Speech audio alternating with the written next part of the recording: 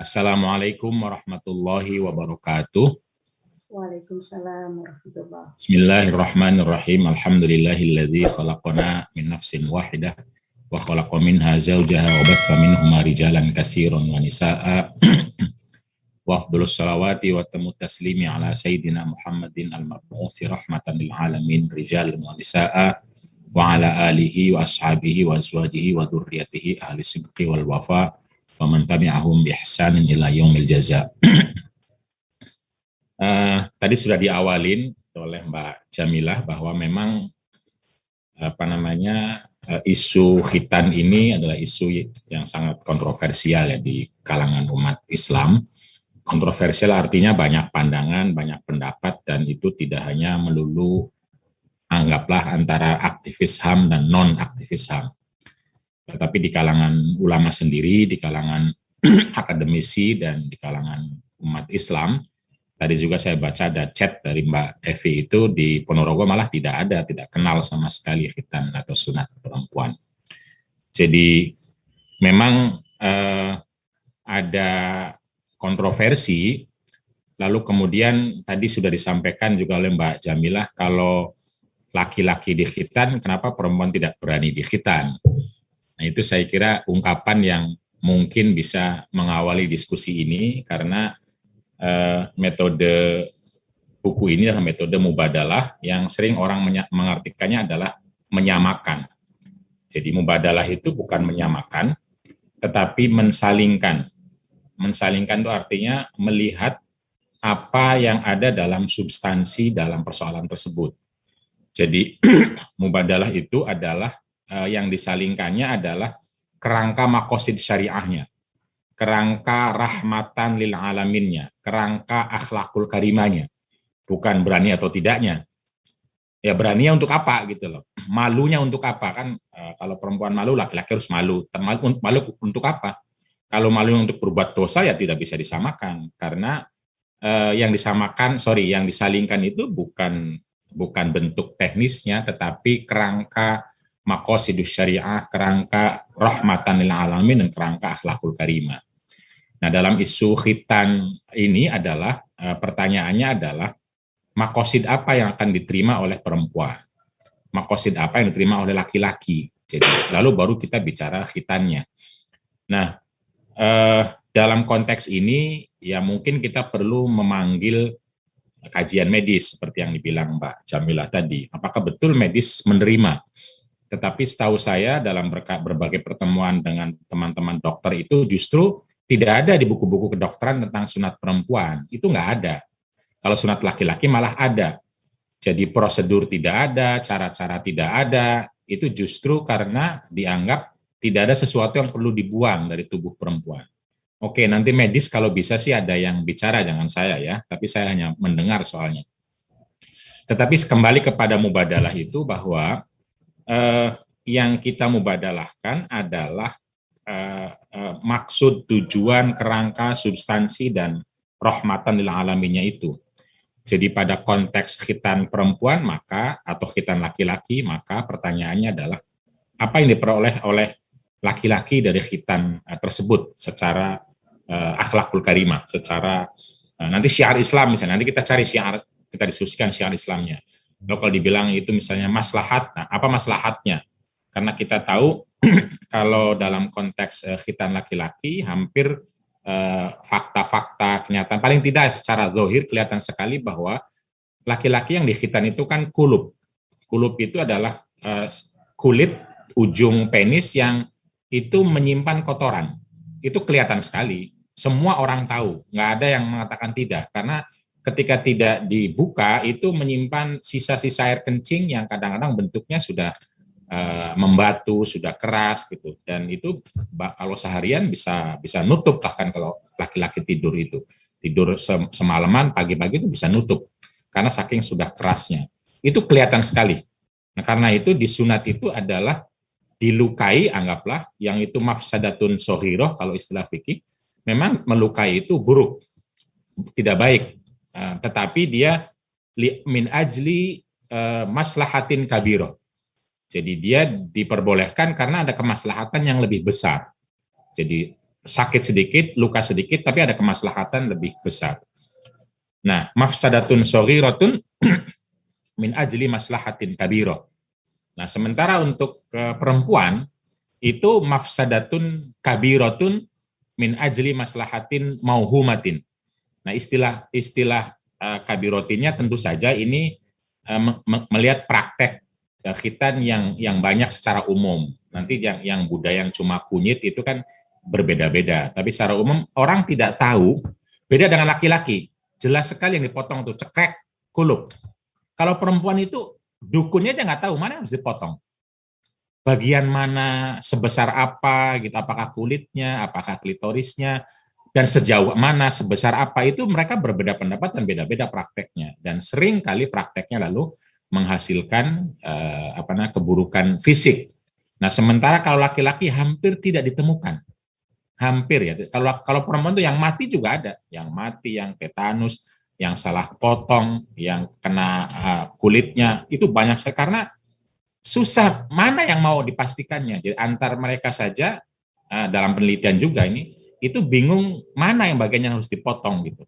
Karena itu istilah tentu saja orang tidak sepakat ya, mafsadatun kabiratun min ajli maslahatin mauhumah. Mauhumah itu tidak jelas maslahatnya, misalnya tidak genit, apa betul? Itu kan tidak jelas karena banyak yang orang genit tapi disunat gitu misalnya.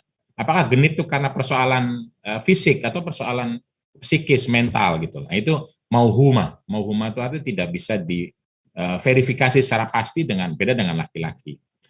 Nah, kira-kira itu, tapi tentu saja ini sudah kesimpulan ya, cuma minta maaf. Jadi, mubadalah itu bukan melihat kalau dia dipotong, ayo kita dipotong juga, gitu. Bukan begitu. Tetapi, kenapa harus dipotongnya itu loh? Apa tujuannya?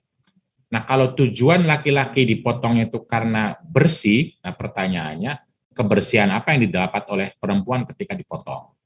Kalau tujuan laki-laki itu dipotong misalnya biar justru mudah menikmati hubungan intim, pertanyaannya apakah perempuan akan mudah menikmati hubungan intim dengan dipotong atau sebaliknya. Nah, itu mubadalahnya ke situ ya. Tapi sebelum kita sampai pada kesimpulan, ya izinkan saya dulu biasa menampilkan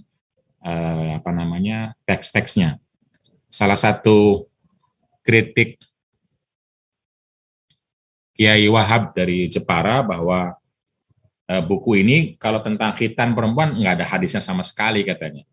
Jadi beda dengan isu-isu lain kan hadisnya minimal ada.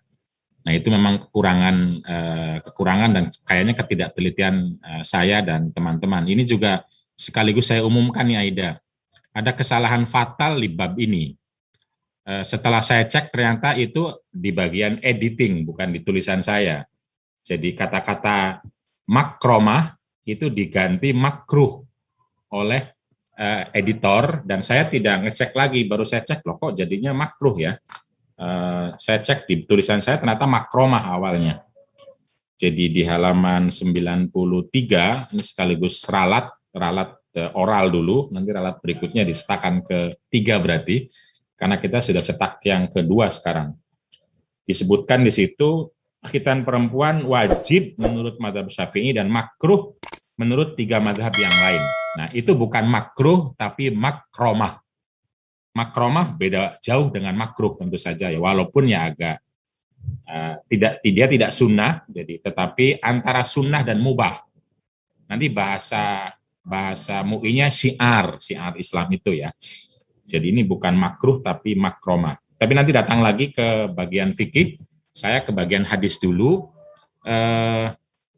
Secara umum ya peta hadisnya, kalau kita lihat itu semua ulama hadis klasik yang saya baca, tentu saja perlu kajian lebih lanjut, silahkan ya. Saya hanya masih mengutip-ngutip saja. Saya bukan ahli hadis, tapi pembaca hadis, jadi silahkan dikutip lagi. Dari kitab rujukan paling utama, misalnya Ibnu Hajar al-Asqalani dalam kitab Talkhisul Habir, ya, ini saya tulis juga nih. Itu menyebutkan di sana hampir semua semua semua ulama hadis klasik itu mengatakan hadis tentang khitan perempuan itu lemah, tidak ada yang sahih. Itu di sini, di kitab ini. Di kitabnya Ibnu Hajar Al-Asqalani Talkhisul Habir. Dan itu ternyata tidak hanya kitab itu. Kitab-kitab yang lain seperti Aunul Ma'bud, seperti Nailul Autor juga menyebutkan hal yang sama. Lalu kemudian misalnya salah satu perawinya, kadang-kadang kita itu kan mengatakan hadis itu hanya karena ada di kitab hadis. Padahal penulis kitabnya sendiri Abu Dawud mengatakan hadis ini tidak sahih loh, gitu loh. Dia sendiri bilang begitu. Nanti ulama hadis lain juga kalau kita lihat di Al-Talkhisul Habir, Imam Baihaqi, Imam Ibnu Mundir, Imam Ibnu Abdul Bar, betul meriwayatkan hadis itu, tapi di akhir dibilang hadzal hadis mungkarun, hadzal hadis dhaifun, hadzal hadis la yuhtaju bihi. Bahkan seorang imam hadis besar, muridnya Imam Bukhari bernama Ibnu Mundir yang terkenal dengan Al-Hafidh. Al-Hafidh itu orang yang ahli hadis besar sekali. Biasanya menghafal lebih dari 100.000 hadis, 100.000. Kita 6 aja nggak hafal.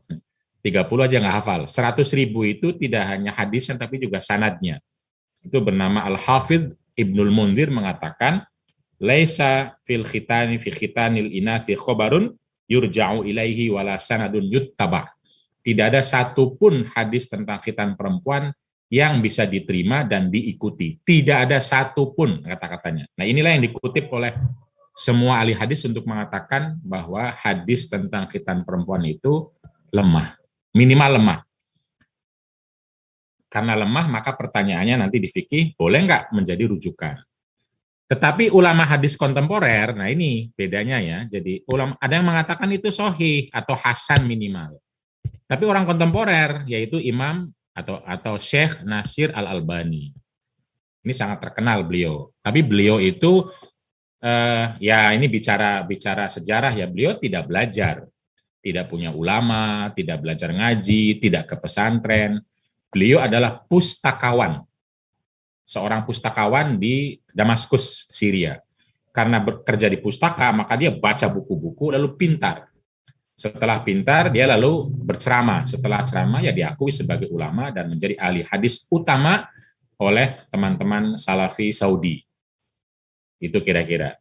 Nah, beliau inilah yang mengatakan bahwa hadis khitan perempuan itu sahih atau minimal hasan. Tetapi ini ulama abad 20 sekarang. Sementara semua ulama yang lain, abad klasik mengatakan hadis itu lemah. Nanti kita lihat hadisnya ya. Nah, ini hadisnya. Nah, hadis yang dianggap lemah itu kata Abu Dawud, ini yang meriwayatkan Abu Dawud. Abu Dawud itu di sini kira-kira ya. Ini Abu Dawud, ini ulama abad ke-3 Hijriyah. Nah, ketika beda dengan Nasirul Albani, dia nggak punya sanad untuk ngomong hasan. Jadi ini kan jaraknya jauh sekali. Jaraknya itu sampai ini berapa nih? Kira-kira 1.200 tahun. Kira-kira, karena sekarang abad ke-15. Nah, orang ulama sekarang bisa mengatakan sahih itu setelah mengkaji, bukan dia nggak punya sanad, tapi setelah mengkaji beberapa kitab hadis yang seperti Abu Dawud, nanti saya tunjukkan. Nah, Abu Dawud mengatakan saya mendengar dari seorang ulama, gitu ya kira-kira ya, namanya Abdurrahman Ad-Dimashqi, 2 orang. Lalu dari Marwan, lalu dari Muhammad Hasan, dari terus sampai Ummu Atiyah, seorang sahabat mendengar dari Rasulullah Shallallahu Alaihi Wasallam. Kata Abu Dawud, persoalannya ada di sini. Ini kan per generasi. Generasi itu artinya murid guru. Murid guru artinya kalau di sininya bermasalah, ini kan otomatis ini bermasalah semua. Soalnya dari sini nggak mendengar kan. Dia terputus, ini terputus kayak jembatan terputus ya udah nggak bisa. Begitu terputus maka ya hadis ini sudah lemah gitu. Kata Abu Dawudnya sendiri. Abu Dawud itu yang meriwayatkan hadisnya. Nah, ini hadis yang sangat terkenal Ummu Atiyah itu bahwa ada seorang perempuan pada masa Nabi mengkhitan perempuan, lalu kata Nabi, la tanhiki fa inna dzalika ahdhalil mar'ati wa habbul ba'li. Nanti ini juga ditafsirkan kalaupun mau diterima ya. Wahai perempuan yang mengkhitan itu jangan jangan memotong habis lah kira-kira. Kenapa? Karena di situ ada hal yang sangat disenangi oleh perempuan dan sangat diinginkan oleh laki-laki gitu. Pertanyaan jangan dipotong habis itu apa? Kan pertanyaan masih Ada yang mengatakan ya klitoris itu nggak boleh gitu loh. Nanti pertanyaannya panjang sih, tapi itu fikihnya ya. Kita hadisnya dulu, bahwa di hadis ini ternyata kata Imam Abu Dawud sendiri yang meriwayatkannya itu adalah lemah. Apakah ada ulama hadis lain yang meriwayatkan? Ada. Tapi kalau kata Ibnu Hajar ya semua jalannya adalah lemah. Nah, lemah itu kira-kira beginilah kira-kira. Murid guru terus itu kan generasi itu artinya dia ketemu. Nah, ketemu itu artinya tahunnya ini 300 tahun sampai ke Nabi. Nah, kalau ada satu generasi 100 tahun tidak mendengar ke gurunya, artinya kan putus. Nah, kalau putus maka dianggap lemah gitu loh. Nah, kira-kira begitu. Nah, karena itu mari kita lihat misalnya kenapa lalu ada ulama sekarang yang bernama Nasiruddin Albani mengatakan hasan minimal. Hasan itu lebih rendah dari sohih tapi lebih tinggi dari lemah, itulah kira-kira. Nah, itu saya belum membaca, tapi silahkan, karena semua buku yang saya baca dari Nasiruddin Albani dalam internet itu nggak ada alasannya. Nggak ada alasan kenapa lalu hasan. Saya nggak ketemu, lebih tepatnya saya nggak ketemu. Jadi kalau di sini ada ahli hadis, silahkan dikaji lagi kenapa orang seperti Albani mengatakan itu hasan. Karena biasanya seorang ulama mengatakan sahih atau hasan itu ada alasannya. Tetapi asumsi saya begini, ini kan riwayatnya banyak ya, tidak hanya Abu Dawud, ada Baihaqi, ada Hakim, ada banyak ulama yang meriwayatkan dengan jalurnya masing-masing sampai ke Nabi. Jalur itu artinya ya orang ke guru, kira-kira begitu. Nah, ini kalau digambarkan beginilah kira-kira ya. Nah, jangan menggambarkan lalu ini akan banyak sekali ya, karena tetap saja yang mendengar cuma satu sahabat dari 10.000 sahabat itu cuma satu sahabatnya pada masa itu. Lalu pada masa tabi'in yang mungkin jutaan ya cuma 1, 2, 3 orang. Masa tabi'in yang ratusan juta bahkan mungkin cuma beberapa orang. Jadi ini walaupun 5 atau 6 tetap sedikit kalau dibandingkan dengan jumlah semua. Dan ini jalur ini semuanya ada yang putus di sini, ada yang putus di sini, ada yang putus di sini, ada yang putus di sini. Nah, karena semuanya putus, maka pertanyaannya kan nggak nyambung satu sama, karena jalur yang berbeda. Karena nggak nyambung, maka tetap dianggap lemah. Itu kira-kira yang mengatakan lemah. Tapi yang mengatakan kuat, loh ini kan banyak jalurnya. Kalau ya satu putus, maka diasumsikan bisa disambungkan. Cuma gimana nyambungkannya nanti ada ilmu, saya tidak tahu. Tapi yang pasti ada putus. Ada putus. Nah, tapi kan ini ketemu nggak ke sini nih? Karena misalnya saya di Indonesia, Mbak Jamilah di Belanda misalnya, dia ketemu guru, saya ketemu guru saya putus, guru dia nyambung, apakah saya ketemu sama Mbak Jamilah di sana? Nah, itu pertanyaannya. Nah, orang yang mengatakan tidak, tetap lemah. Orang yang mengatakan, loh ya minimal kan Belanda dengar, Indonesia dengar, berarti ada dong. Gitu, kira-kira begitu. Tapi pertanyaan, kalaupun ada, apakah itu hadis? Kalaupun mendengar, tapi apakah itu, gimana memastikan itu hadis? Gitu. Dan di situ perdebatan ulama yang mengatakan, asumsi saya, tapi silahkan yang punya kajian untuk mendalami lebih baik, kenapa para ulama klasik mengatakan lemah, tapi ada ulama sekarang mengatakan sahih gitu, atau hasan minimal ya, hasan. Nah, asumsinya biasanya karena banyak jalurnya, ya sesama yang diputuskan bisa saling menyambung, kira-kira begitu. Tapi yang mengatakan, loh ini kan nggak ketemu sama yang ini, kenapa dibilang bisa nyambung? Nggak ketemu kok, karena kan jalurnya masing beda-beda. Jadi mau ke Jakarta, semua jalurnya terputus. Nah, sementara antara jalur tidak ketemu, gimana bisa sampai ke Jakarta gitu loh. Itu. Nah, orang yang mengatakan minimal kan kita mendengar Jakarta, ya begitu kira-kira. Nah, Jakartanya itu gimana bisa sampai dan lain sebagainya. Nah, itu terkait dengan hadis ya, karena itu sampai sekarang tidak akan pernah bisa difinalkan karena prakteknya para ulamanya sudah demikian. Apalagi ulama klasiknya kebanyakan mengatakan itu lemah. Itu ya kira-kira, ini hadisnya ya. Lalu kemudian pertanyaannya bagaimana peta fikih, tadi peta hadis. Nah, peta fikih seperti yang saya sebutkan itu ya kira-kira ada 2 yang paling mudah ya. 2 itu, pertama fikih klasik, yang kedua fikih kontemporer. Kalau fikih klasik itu pendapatnya ya mungkin mudahnya dibagi 3 lah ya. Dibagi 3 itu ada yang mengatakan wajib untuk khitan perempuan ya. Wajib, ada yang mengatakan wajib, ada yang mengatakan sunnah, ada yang mengatakan Ini juga makromah. Ada yang mengatakan boleh saja, boleh. Nah, karena itu sebagian ulama atau beberapa ulama yang agak moderat di klasik itu ingin mengatakan ya minimal adalah ini nggak bisa wajib, nggak bisa sunnah, nggak bisa makromah, minimal tidak boleh dilarang, gitu. Jadi bagian dari syariat yang orang boleh melakukan tapi tidak boleh dilarang.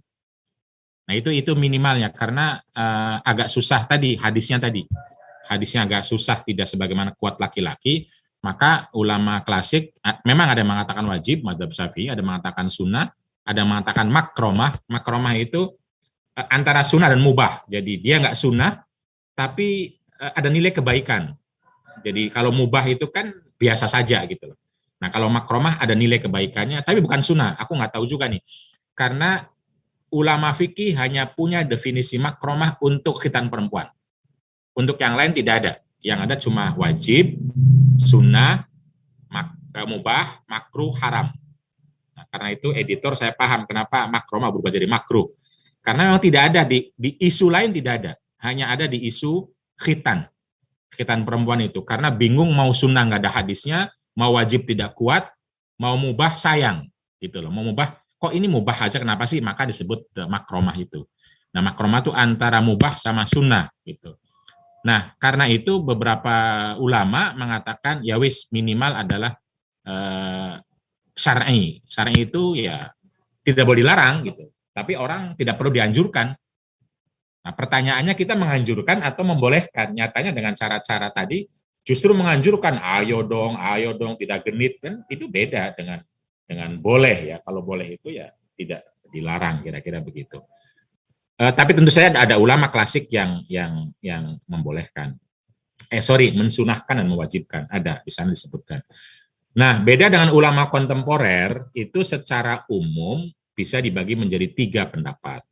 Pertama yang mengatakan baik dengan kembali kepada tradisi klasik ini. Ada yang kekeh, ya sudah boleh saja, nggak perlu dikatakan baik gitu. Boleh. Nah, tapi ada yang mengatakan dilarang. Nah, ini yang ulama kontemporer, dan ini banyak sekali kalau sekarang ya. Di Saudi juga banyak, di Kuwait juga banyak, dan tradisi khitan justru Saudi sama di Timur Tengah udah jarang malah. Kalau yang paling kenceng fatwanya itu Mesir. Kenapa? Karena tradisinya masih seperti Indonesia, bahkan banyak yang fatal. Karena itu ulama merasa penting untuk terus memfatwakan. Dan fatwanya berkali-kali keluar itu, Mesir itu, untuk mengatakan dilarang dan dipidana. Tidak dilarang, dipidana. Pelakunya bisa dibawa ke hukum, ranah hukum untuk diadili. Karena itu secara formal Mesir nggak ada, tapi prakteknya masih banyak. Tapi secara formalnya nggak ada, karena kalau ketahuan tahu itu bisa dibawa ke pengadilan. Karena MUI sih, lembaga fatwanya itu mengatakan boleh untuk dipidana pelakunya, baik dokter maupun orang tuanya. Nah itu kontemporer. Dulu tidak ada yang bilang begitu. Nah, MUI kita di sini posisinya sesungguhnya tidak menganjurkan, tapi juga tidak boleh melarang posisinya. Tetapi memang ada kata-kata itu syiar, sehingga kesannya kan baik gitu loh. Memang ada kata-kata itu. Nah, untuk yang kontemporer ini, yang mengatakan baik, boleh maupun larang, sesungguhnya punya kesepakatan yang serupa. Apa kesepakatannya? Tidak boleh sampai kepada mudorot. Gitu. Nah, ini kesepakatan yang sangat termasuk di MUI. Tidak boleh ada bahaya, tidak boleh. Kalau sampai pada bahaya yang jelas udah dilarang. Jadi MUI juga di fatwanya sesungguhnya begitu. Nah, cuma problemnya kan siapa yang mengukur mudorot itu? Apakah MUI atau dokter? Nah, nanti begitu. Dan bagaimana mengukur mudorotnya? Nah, tapi kalau yang dilarang ya ini karena sudah pasti mudorot, ya sudah nggak perlu ngapain gitu loh. Ngapain harus dipotong? Apa yang perlu dipotong? Kajian medis semuanya mengatakan tidak ada benda anggota tubuh perempuan yang secara medis perlu dipotong, itu tidak ada. Beda dengan laki-laki gitu loh. Ini semua medis ya. Nah, tapi kalau dibilang Mbak Jamilah ada, ya perlu disebutkan siapa, sekolahnya di mana mungkin ya, karena kajian resmi formal di Indonesia termasuk di UI, di kajian medisnya, tapi bukan berarti dokter, tidak ada dokter, ada dokter. yang begitu ada, terutama dokter yang praktek, karena kan dia akan dapat bayaran terutama ya. Tetapi kalau dokter dalam arti profesi yang itu dipertanggungjawabkan sebagai profesi dengan ilmu yang ada, itu kata Dokter Fadli yang itu adalah salah satu anggota ID dan juga pernah menjadi ketua istilahnya dokter kandungan dan kelamin itu, tidak ada secara medis, tidak ada, kecuali kalau ada kelainan. Nah itu sedikit sekali. Nah, ada nggak perempuan yang ada kelainan? Ada. Sebagai laki-laki punya kelainan. Nah, kelainan itu artinya ya eksepsional gitu. Tapi secara anatomis itu tidak ada. Gitu. Nah karena itu dokter-dokter juga bingung kalau ada orang tua minta dipotong, apanya yang harus dipotong gitu loh. Itu kira-kira. Nah ini tapi tentu kajiannya perlu lebih kuat di medis ya. Saya bicara di fikih. Nah di fikih itu ada 3 pendapat. Pendapat yang mengatakan baik, pendapat yang mengatakan boleh minimal. Nah MUI sesungguhnya cuma mengatakan boleh. Tetapi karena ada klausul itu syiar, maka seperti kesannya arah ke sini. Tapi MUI juga menutup pentingnya untuk memastikan tidak mendatangkan mudorot. Nah pertanyaannya adalah ketika mau disunat itu siapa yang memutuskan mudorot dan tidak? Apakah sebelum sunat dibawa dulu ke kajian medis, dilihat dulu kelaminnya, dipastikan dulu apa yang mau dipotong akan menghasilkan mudorot atau tidak? Itu gimana? Nah itu belum ada pembicaraan selanjutnya baik MUI maupun medis. Memang kisah tahun 2010 itu adalah kisah perseteruan kalau saya boleh, atau perbedaan antara pihak Menkes dan pihak MUI. Pihak MUI menganggap isu khitan isu agama, karena itu tidak boleh Menkes langsung bikin surat tanpa konsultasi ke Menkes. Sementara Menkes menganggap khitan itu isu medis, karena isu medis ya dia berhak dengan ilmunya. Nah, karena hal itulah maka terjadi sekarang sudah berbeda lagi sejak sebelumnya juga, bahwa Menkes sekarang sudah tidak merekomendasikan lagi, dan mudah-mudahan MUI mengkaji ulang ya, saya tidak tahu persisnya kayak apa. Nah itu kira-kira secara umum kajiannya. Kalau kita lihat misalnya kenapa lalu ulama sekarang berbeda pendapat. Nah itu memang ya di samping kalau soal teks, di samping soal yang berkaitan dengan tradisi, kekhawatiran dan lain-lain, yang itu silakan perlu dikaji ya. Saya tidak ahlinya apakah betul kalau disunat itu akan jadi orang yang baik, orang yang sopan, gimana ngukur baik dan sopan gitu loh. Kalau disunat akan genit, akan dan lain sebagainya. Itu ngukurnya gimana gitu loh. Itu mungkin perlu kajian kalau mau dikaji ya. Tetapi secara teks itu kalau kita lihat perdebatan ulama, misalnya anggaplah MUI Indonesia sama Lembaga Fatwa Mesir, itu kira-kira apa ya pertimbangannya kok bisa berbeda tajam antara mengatakan boleh minimal ada kebaikan sama mengatakan dilarang total, sudah dilarang saja karena nggak ada gunanya gitu loh. Ya diantaranya hadis-hadis kalau bicara hadis ya. Nah ini hadis-hadis yang dipakai oleh para ulama yang membolehkan minimal ya. Pertama hadis tadi yang saya bilang tentang Ummu Atiyah yang disebut oleh Imam Abu Daud sendiri adalah lemah, tapi dipakai oleh MUI, ini dipakai. Nah, lemah pun ternyata dipakai, walaupun di MUI juga katanya banyak ulama yang mengatakan hadis lemah tidak boleh dipakai. Nah, tapi bagi orang yang mengatakan tidak dipakai ya karena lemah, maka nggak dipakai. Kalaupun mau dipakai, itu kata kuncinya di latihan hiki ini gitu loh. Jadi kata kuncinya adalah bagaimana kita memberikan kebaikan kepada perempuan, kebaikan kepada suami. Jadi karena itu harus dipastikan ketika disunat itu akan mengurangi kebaikan atau menambah kebaikan. Karena kata nabinya ahdzalil mar'ati wa ahabbu ilal ba'li. Harus ada sesuatu yang betul-betul membuat perempuan itu justru semangat ketika dan dicintai dan senang. Mungkin untuk aktivitas seksual bisa jadi ya. Itu harus dipastikan seperti itu. Nah karena itu ulama MUI sekarang yang saya kutip di Facebook saya bernama Syauqi Alam, hadis ini kata beliau adalah untuk eksepsional. Hadis ini berbicara tentang perempuan pada masa itu yang mengkhitan ketika terjadi tadi kelainan-kelainan, bukan umum, bukan semua orang dikhitan, bukan. Wong Nabi nggak mengkhitan putri-putrinya kok katanya. Nabi sendiri nggak mengkhitan putri-putri, artinya kan nggak biasa. Khitan itu nggak biasa, tetapi kalau ada kelainan baru Nah, itu pun harus dipastikan ahdzalil mar'ati wa ahabbu ilal ba'li. Harus dipastikan masih ada sesuatu yang membuat perempuan itu bergairah dan laki-laki senang dengan itu. Kalau diterima hadisnya, tapi pada dasarnya adalah lemah. Nah, hal yang sama dengan hadis ini juga, al-khitanu sunnatun lirrijali makrumatun lin nisa'i. Nah, mungkin dari sini hukum makrumah itu muncul ya. Nah, kalau kembali kepada Ibnu Hajar mengatakan nih, Ibnu Hajar mengatakan hadal hadisu rawahu Ahmad wal Baihaqi wa qala Baihaqi dhaifun munqati'. Jadi memang diriwayatkan Baihaqi, tapi Baihaqi sendiri bilang dhaifun munqati'. Wa qala Ibnu Abdul Bar hadal haditsu yaduru ala Hajjaj bin Arta'ah wa laysa mimman yuhtajju bihi. Hadis ini jalurnya itu ada orang yang namanya Hajjaj bin Arta'ah dan orang ini tidak dipakai oleh ulama hadis gitu. Dan seterusnya saya kira panjang sekali analisisnya. Silahkan yang ahli hadis bisa buka di Talkhisul Habir jilid 4 karangan Ibnu Hajar Asqalani atau Nail Author atau Subulus Salam kalau ada. Atau silakan kitab hadis manapun, karena semua ulama hadis tahu saya itu memang bilang begitu, bahwa hadis ini tidak ada yang sahih tentang khitan perempuan itu. Nah, karena itu lalu beberapa ulama mencoba menggunakan mungkin bahasa tadi mubadalah, dalam arti lo laki-laki kan dikhitan. Nah, ini khitan-khitan tentang laki-laki dipahami untuk khitan perempuan. Gitu. Nah, di antaranya hadis Muslim bahwa idal taqal khitanu al khitana atau idal taqal khitana nih, kalau ada dua khitan.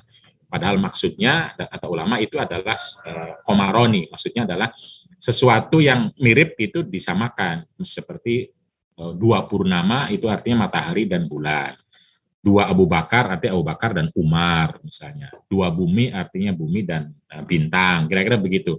Nah, karena itu istilah khitanani itu bukan dua khitan, tapi adalah jenis kelamin antara penis dan vagina, bukan berarti sama gitu loh.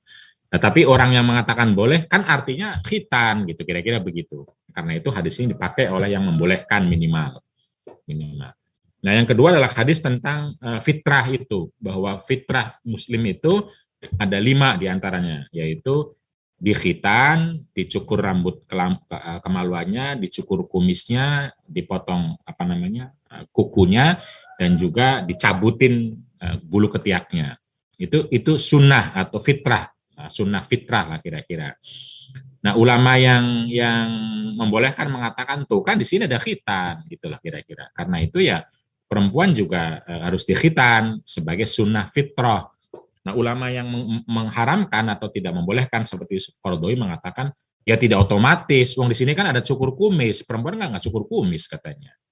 Apakah perempuan cukur kumis? Kan enggak. Atau laki-laki yang tidak punya kumis kan enggak cukur. Jadi itu tidak otomatis, jadi tergantung. Nah, karena tidak otomatis ketika ada khitan maka laki perempuan khitan gitu. Karena buktinya ada cukur kumis, kan tidak otomatis perempuan juga cukur kumis, tidak otomatis. Nah, karena itu khitan ini mengikuti kebutuhan untuk konteks perempuan. Kalau eksepsional, kalau betul dibutuhkan baru. Tapi kalau tidak ya tidak asalnya, sebagaimana kumis. Kalau memang tumbuh kumis di perempuan ya silahkan dicukur, kalau enggak ya ngapain dicukur, nggak ada yang perlu dicukur gitu loh. Nah, perempuan itu pada dasarnya tidak ada yang perlu dikhitan. Pada dasarnya tidak ada, kecuali terjadi kelainan. Nah, itu kata orang yang mengatakan tidak boleh atau haram. Lalu ayat yang sangat terkenal juga bahwa khitan adalah bagian dari agama Nabi Ibrahim. Padahal ayat Qur'annya juga tidak bilang begitu, hanya bilang ikuti Nabi Ibrahim. Ikuti Nabi Ibrahim atau ikuti agama Nabi Ibrahim, tapi nggak disebut. Nah, ulama mengatakan salah satunya khitan. Nah, lalu ulama yang bolehkan termasuk khitan perempuan. Itu kira-kira secara umum ya kalau kajian teksnya. Dan kalau kita melihat ulama yang membolehkan, itu memang ya sandarannya sesungguhnya cuma satu, bahwa itu adalah ada hadisnya, walaupun lemah, nanti gitu loh. Dikiaskan dengan khitan laki-laki, walaupun juga tidak begitu kuat sesungguhnya, tapi ya adalah yang paling kuat itu adalah ya pendapat para ulama klasik. Karena ulama klasik sudah mengatakan, kalau sudah mengatakan itu artinya ada di fikih. Kalau ada di fikih artinya ada di Islam, gitulah kira-kira. Jadi kesimpulannya karena ulama klasik bagian dari fikih, fikih bagian dari Islam, Islam bagian syiar, maka nggak bisa dibuang begitu saja. Begitu kira-kira ya, kira-kira kesimpulannya. Nah, sementara kesimpulan ulama yang mengharamkan, tidak semua dari pernyataan ulama klasik adalah agama. Tidak, banyak sekali. Karena agama yang paling utama itu Quran dan hadis, yang lain itu kan tafsir sesuai dengan konteks. Tidak semuanya agama, dan itu kekuatan tradisi lebih besar dibanding kekuatan ayat dan Qurannya. Maksudnya ulama klasik itu ketika berbicara itu soal budaya gitu loh. Misalnya kalau dulu budaya naik onta, apa sekarang naik onta semua gitu loh. Misalnya, lalu tidak pakai uang kertas, apa kita harus begitu lagi gitu loh, dan lain sebagainya. Atau kalau yang paling fenomenal adalah salah perbudakan. Semua ulama, semua kitab, bahkan Quran hadisnya pakai perbudakan. Sekarang haram perbudakan. Itu gimana itu? Ya karena konteks gitu, nanti kalau kata ulama. Nah karena itu, kita tidak mengatakan ulama fikih itu salah, tapi konteks saat itu belum ketemu medis gitu loh. Belum ketemu medis yang bisa memastikan anatomi tubuh perempuan pada saat itu. Nah sekarang sudah ditemukan. Nah sama kayak misalnya sholat istisqa misalnya. Sholat istisqa itu kan untuk orang daerah yang panas perlu hujan. Nah kalau daerah kutub apa namanya itu? Nah itu kan juga itu namanya konteks gitu loh. Konteks. Jadi apalagi pendapat tentang soal angka, soal timbangan, soal meteran, itu kan nggak ada sekarang. Dulu kilometer, sentimeter kan nggak ada. Apalagi kalau sekarang udara dengan ukurannya, apalagi AC dengan ukurannya, dengan macam-macam itu kan nggak ada. Itu gimana tuh? Apakah kita ngikutin ulama klasik? Nah, itu kira-kira pertimbangan ulama yang mengatakan tidak bisa. Isu khitan adalah isu budaya. Karena isu budaya, maka harus dikembalikan kepada kaidah umum dalam hadis la dororo wala diror. Tidak boleh ada sesuatu yang membahayakan, yang merusak, yang menyakiti. Karena itu al-aslu dalam menyakiti tubuh adalah haramun. Asalnya nggak boleh. Gitu.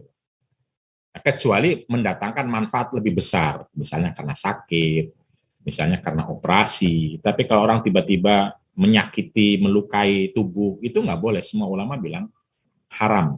Nah itulah kira-kira kenapa lalu para ulama yang mengatakan haram dalam konteks, atau dilarang minimal kalau nggak pakai haram, bahwa khitan perempuan itu dilarang karena dia menyakiti, karena dia membuat sakit, melukai gitu loh. Sementara hasil maksudnya itu mauhumah, tidak jelas, tidak hakiki, tidak bisa dipastikan. Beda dengan laki-laki, dipastikan tadinya mengumpulkan kotoran, setelah kan enggak, itu kelihatan banget, kelihatan sekali gitu loh. Nah kalau ini soal nafsu tidak nafsu, gimana memastikannya? Dia masih bayi kok.